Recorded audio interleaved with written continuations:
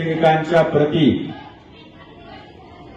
प्रेम, माया, जिव्हाळा, निष्ठा ही त्या ठिकाणी समाजामध्ये निर्माण झाली पाहिजे. ज्यांच्या त्या ठिकाणी साजरे करत असतो या सैनिकांमुळे आपण आपल्या देशाच्या सीमा सुरक्षित त्या ठिकाणी आहेत म्हणून आपण निश्चित असतो. आणि या दृष्टिकोनातून हा सद्भावना दिन 14 जानेवारी हा साजरा केला जातो.